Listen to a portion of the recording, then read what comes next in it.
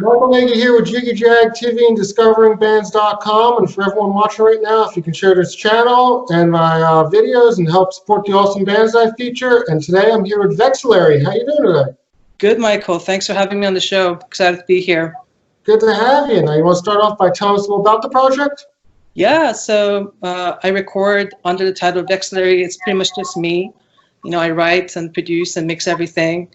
It started out as a total obsession about how electronic music is created, really. Before, I think, YouTube, a lot of us wondered that, and I kind of looked into it and started to put an electronic recording setup together by like 2007. And since then, it's been all about sort of beating my best stuff, and sort of like led to 2013 and meeting up with Black Records folks. I'm putting out my first EP called Taste Masking back then. And I think sonically, it's sort of like oscillates between the darker side of synth pop and the industrial side of techno, with a little bit of a peripheral vision of what's going on in electronic music since its inception and also today.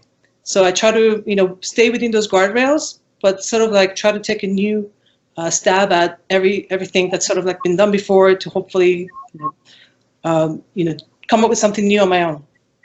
Yeah, you blend a lot of different elements together, almost like it's like industrial techno almost. Totally.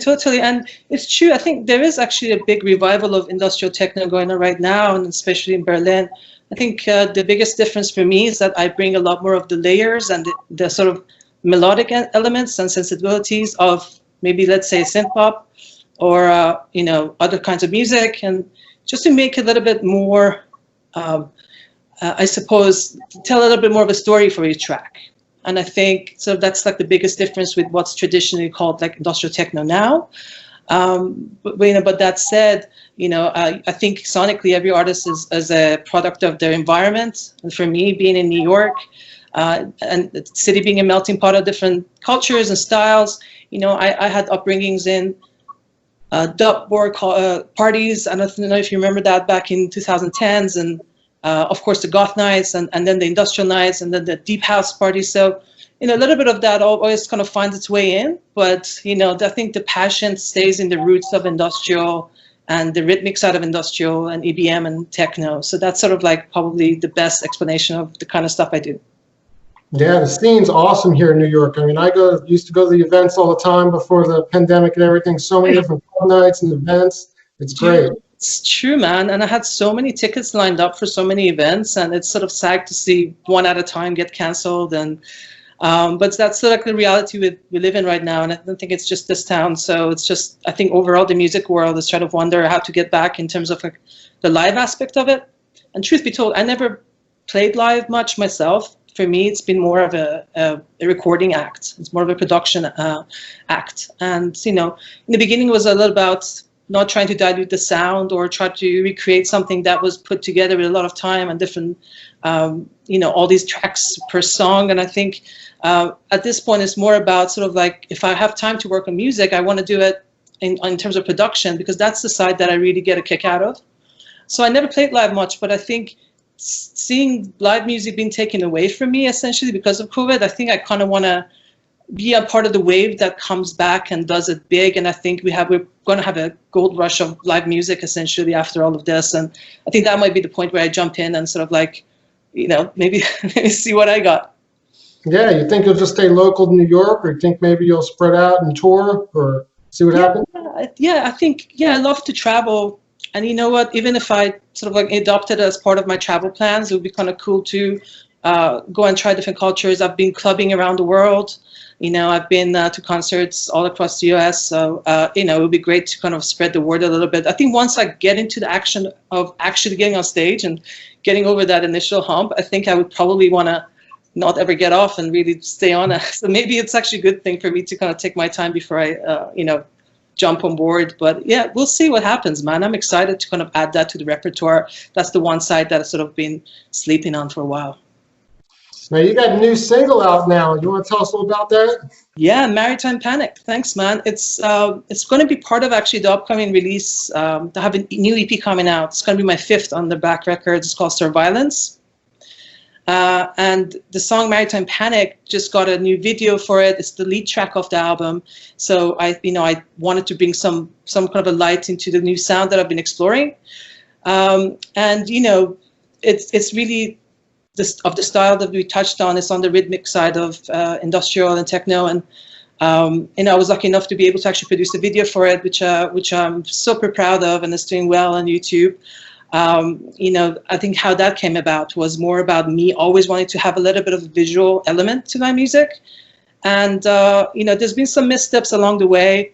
I think early in the year I was making another video for a different song that kind of fell apart for one reason or another.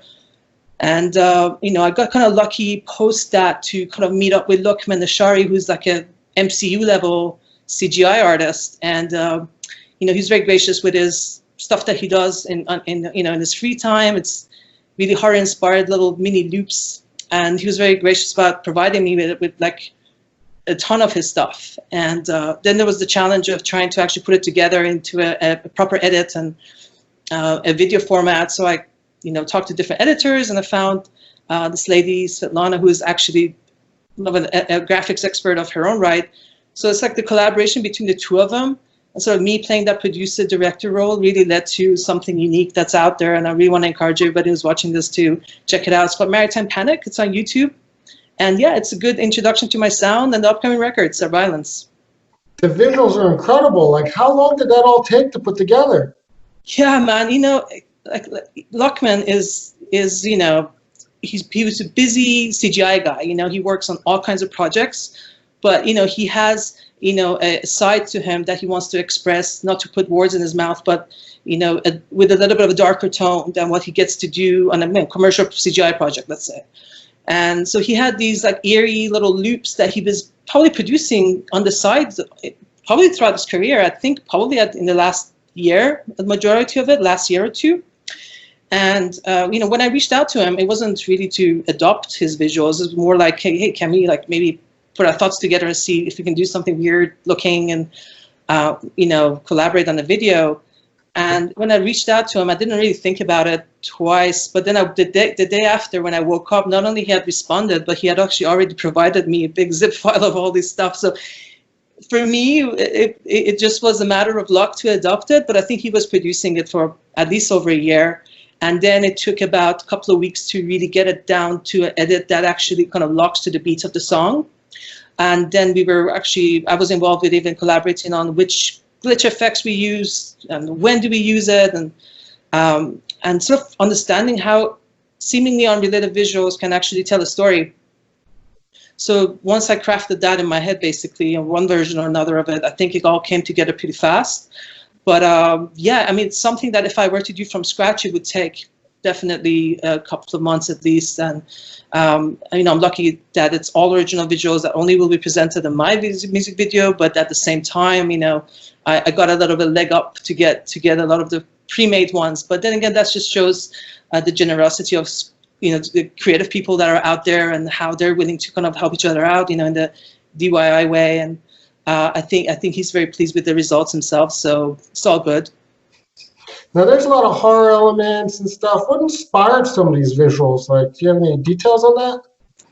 Yeah, I'm still getting to know Lokman a little bit. I don't know what he's trying to express in his art, but for me, it reminded me a lot of body horror of the 80s and Cronenberg and even surreal horror, which is like I'm heavily into.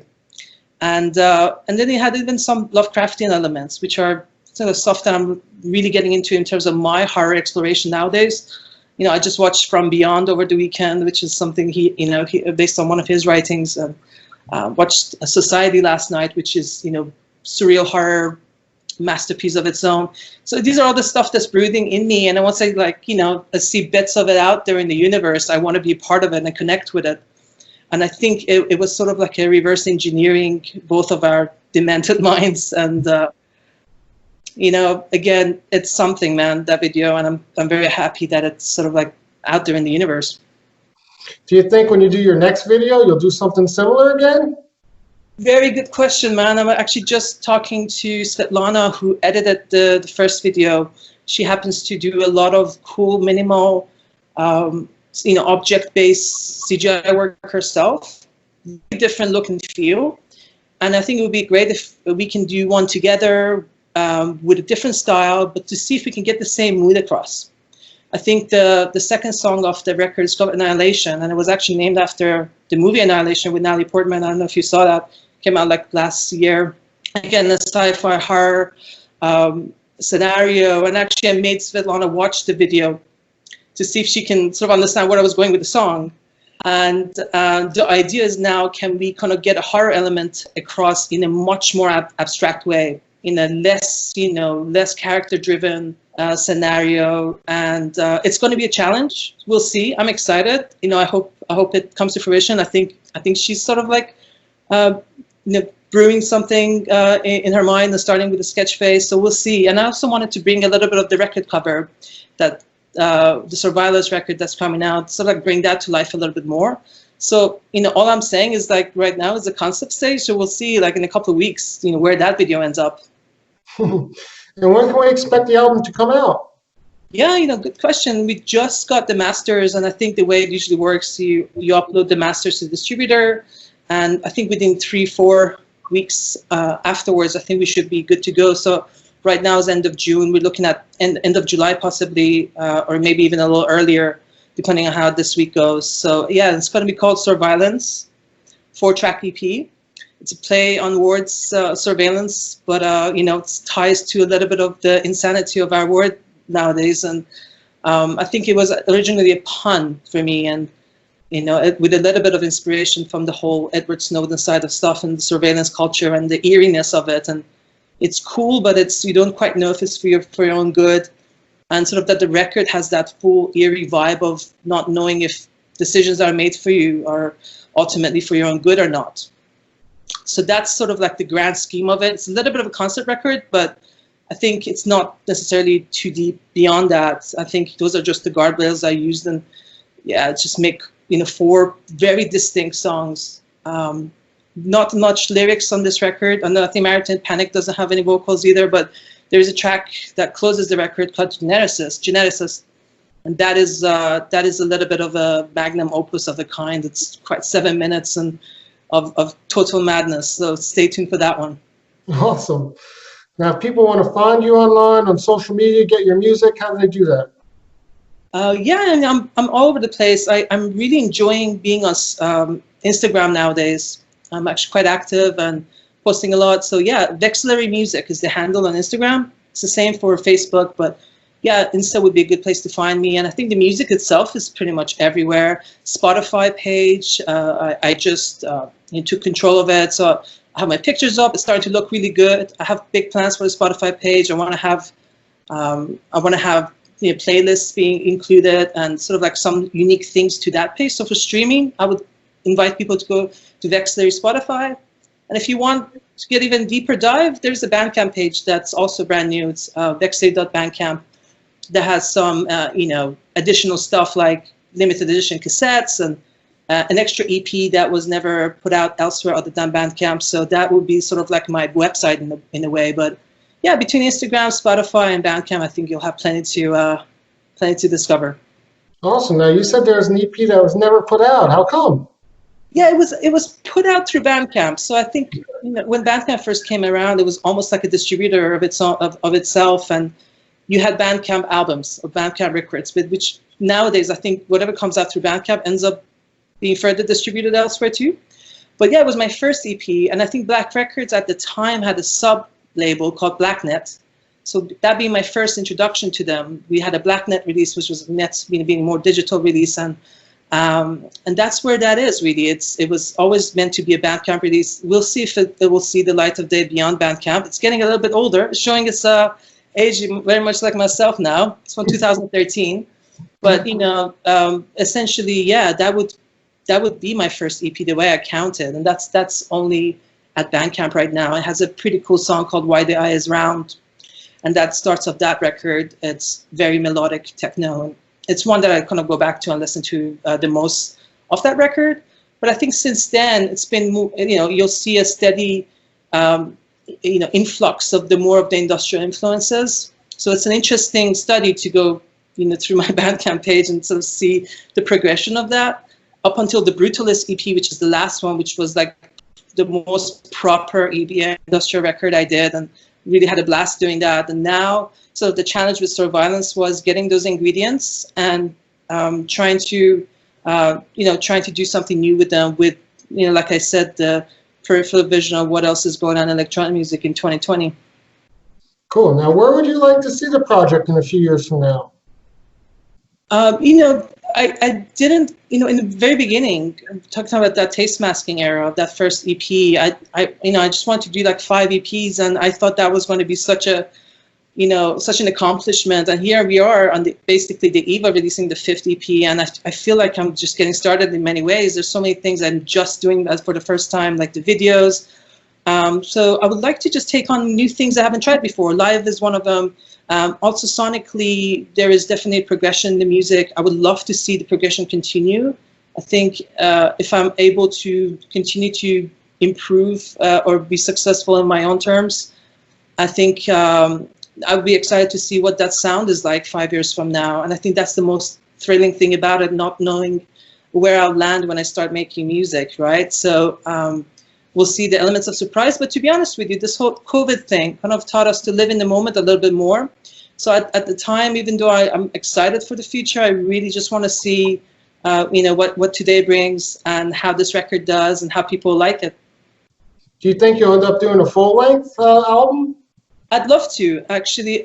My second EP was supposed to be a full-length. I had like 8 songs, but when I was shopping it around, the songs weren't quite gelling, so it ended up being an EP because it's this record is called Chemica Divina, and it's so much more focused the way that it came out. I think at the time I was sort of gutted that I had this big album that I had been hiding away and I was ready to release. And I think sometimes EPs are to an advantage in the sense that you can keep your sound a little bit more focused, and I think they're easier to digest. But that said, I'm a storyteller, as you can tell from this interview, and I think I can tell a more robust story. And then once I have that, and I think I probably have the itch to kind of get there and make it happen. I'm excited about it. I hope I get to do it. And I think this record is almost like a mini album more than the rest because of its conceptual nature. And I could have gone on with 4 extra tracks on this and tail end of it.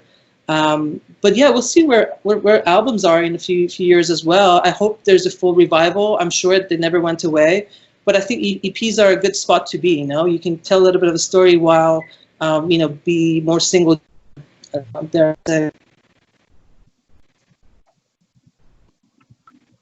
You still there? I think I lost you. Here. Sorry. Yeah. No.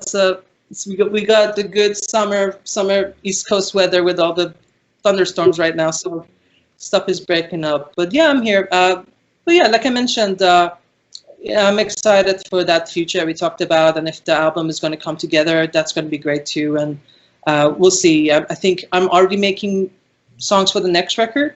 What I'm doing now feels really single driven, but we'll see how the songs that come after react to them, and if they complement each other in a larger way to do another EP, or even look beyond that and make that album happen.